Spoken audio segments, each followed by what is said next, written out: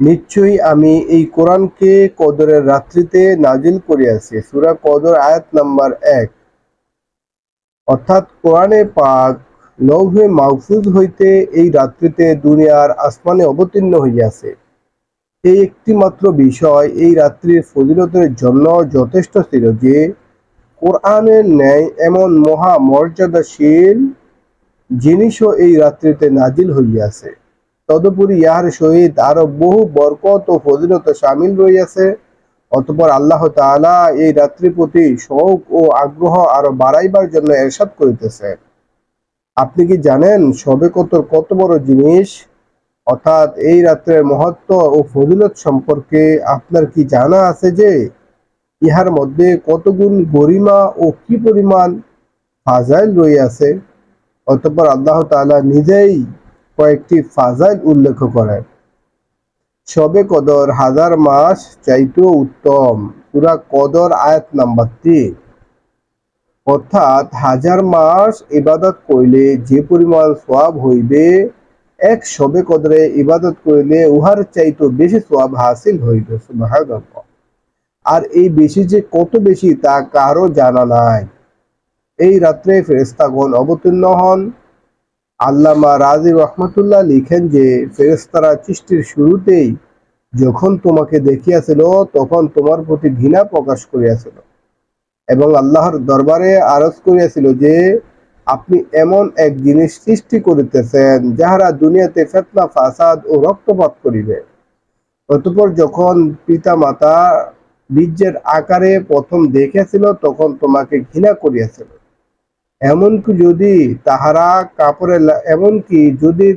তাহা কাপড়ে লাগিয়া যাইত তবে ধুইয়া ফেলিত।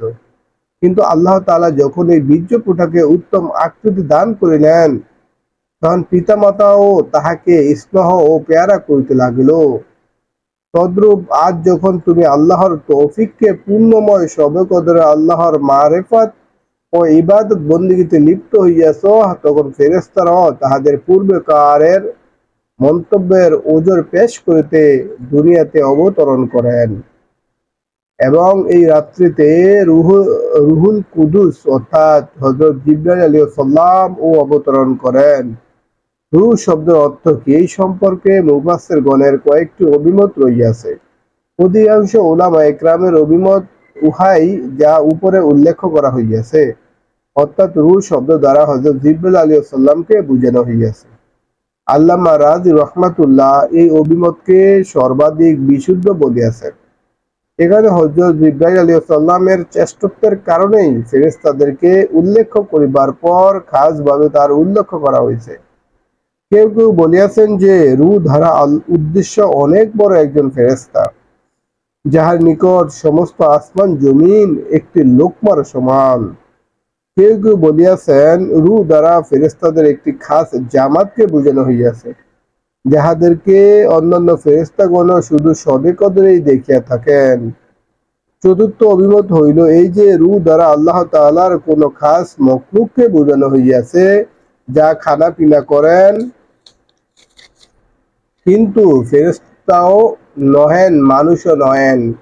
পঞ্চম অভিমত হইল এই যে রূহ দ্বারা হযরত ঈসা আলাইহিস সালামকে বুঝানো হইয়াছে, তিনি উম্মতে মুহাম্মদীর ইবাদত বন্দেগী দেখিবার জন্য ফেরেশতাদের সহিত অবতরণ করেন।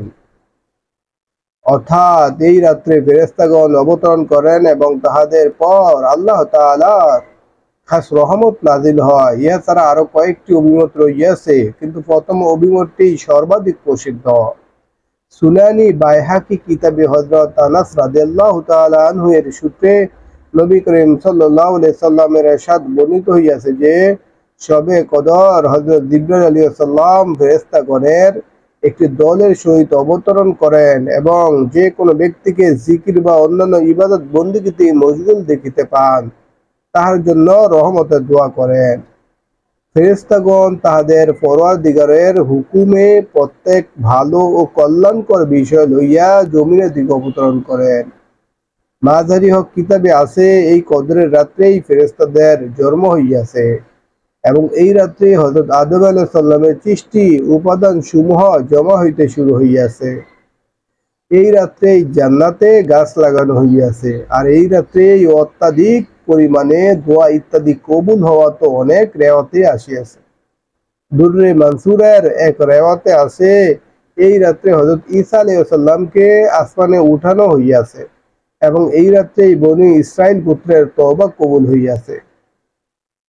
এই রাত্রটি শুরু হইতে শেষ পর্যন্ত সালাম ও শান্তি অর্থাৎ সারা রাত্র ফেরেশতাদের পক্ষ হইতে মুমিনদের উপর সালাম বর্ষিত হইতে থাকে, কারণ রাতভর ফেরেশতাদের এক জামাত আসিতে থাকে এবং অপর জামাত যাইতে থাকে।